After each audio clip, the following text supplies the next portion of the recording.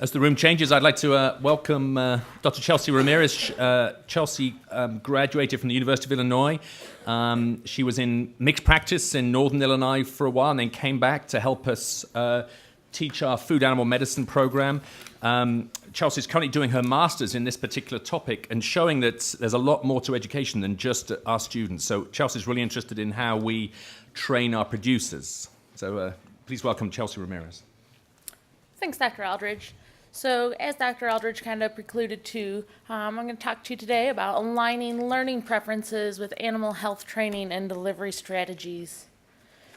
So there's no doubt that antibiotic resistance is a huge pressing issue all across the globe. The CDC estimates that in the United States alone, drug-resistant bacteria account for about 23,000 deaths and 2 million illnesses every year, and that's just in the U.S. alone.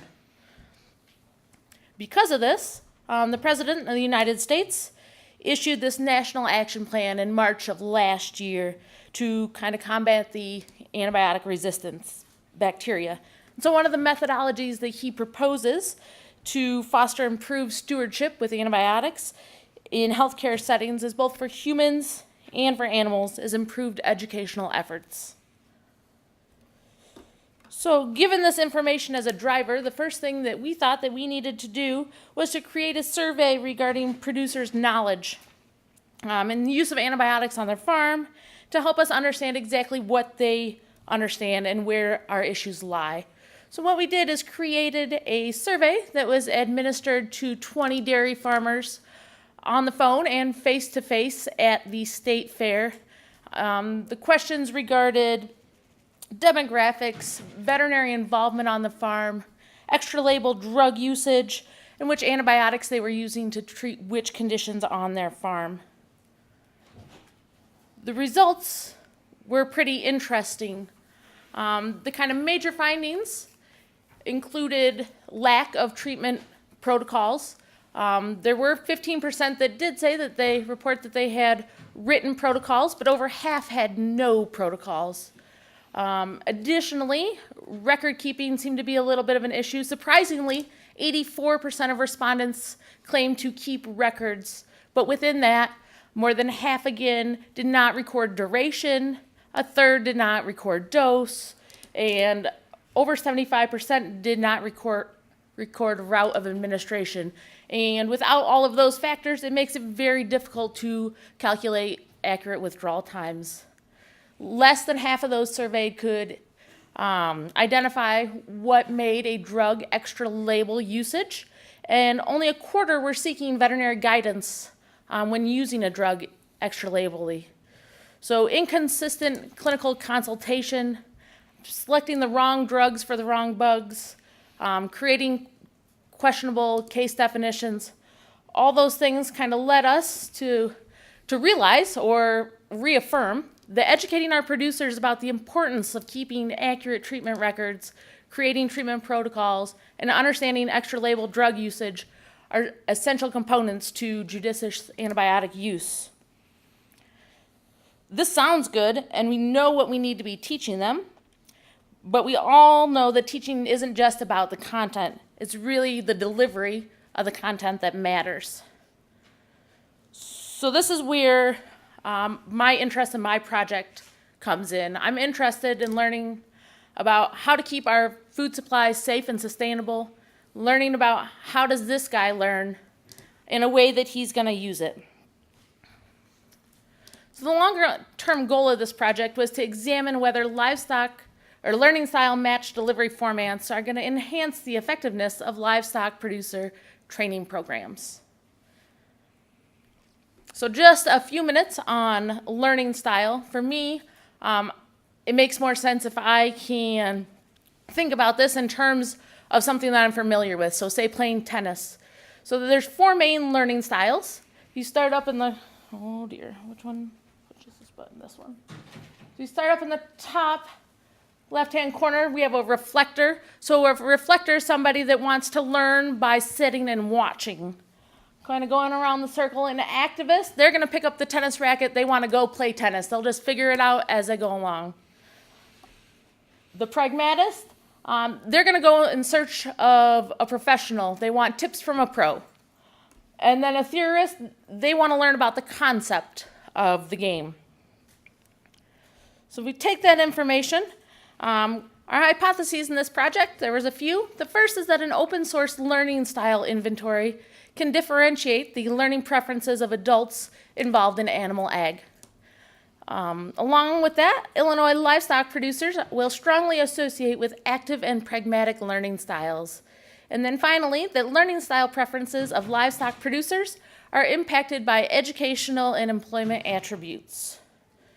So to test these hypotheses, we decided to come up with a few objectives of our study, and those including selecting a learning style inventory that's appropriate for livestock producers in our home state of Illinois, developing a questionnaire that's going to characterize the demographics of our producers, and then comparing learning styles between two separate groups of individuals. So we selected producers and then veterinarians with advanced training.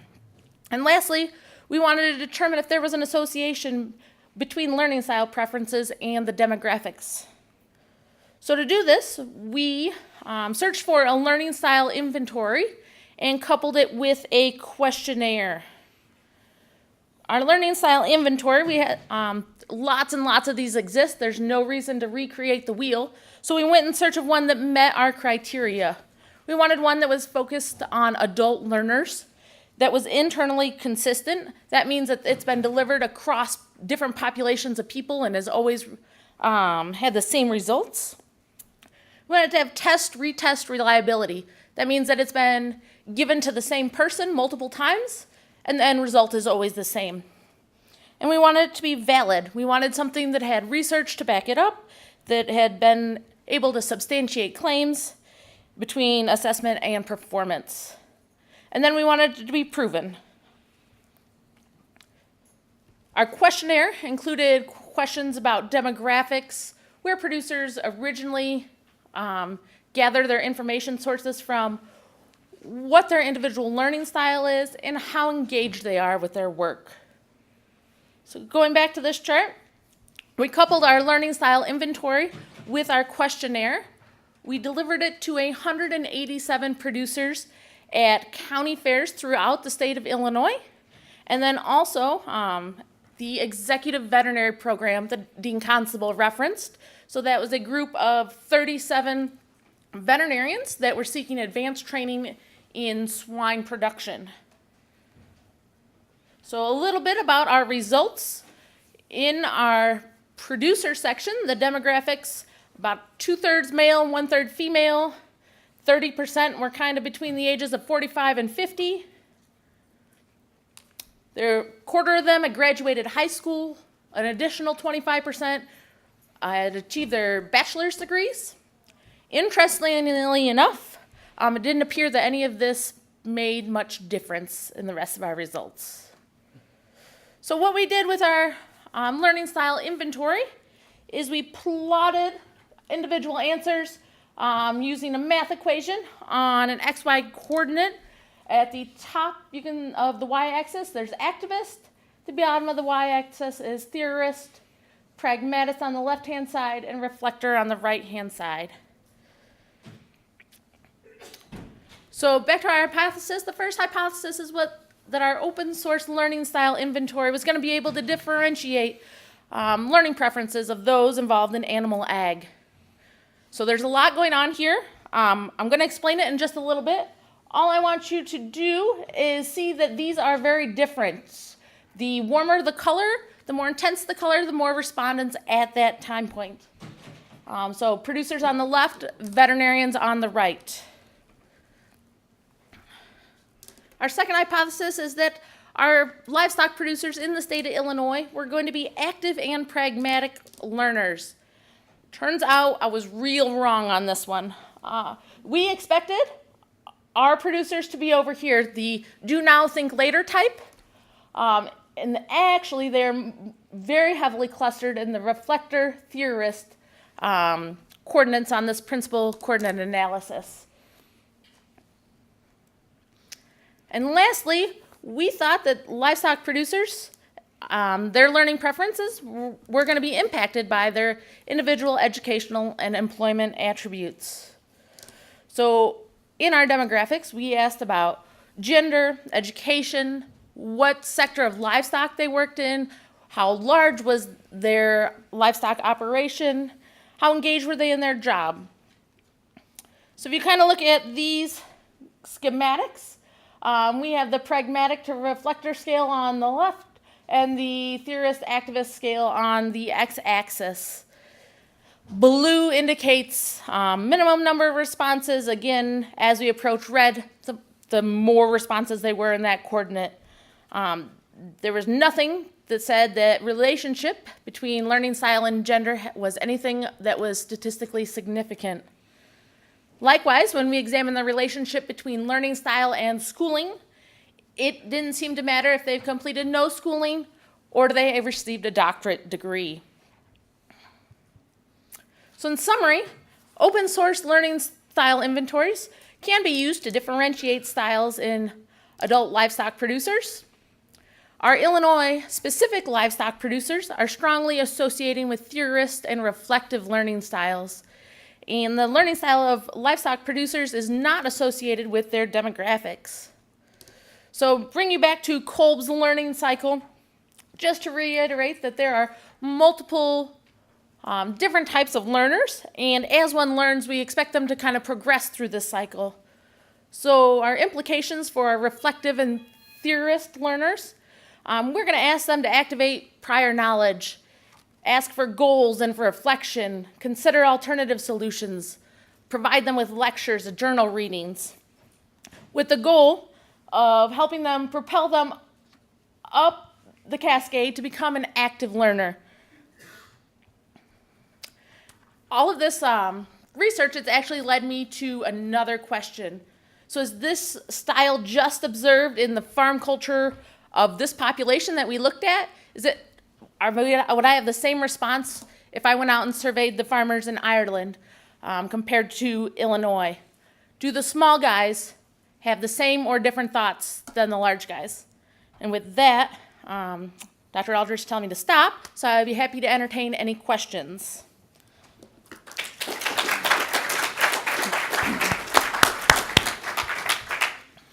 So we've got time for one or two questions. Chris? Right down here. We've got a microphone here. Thank you.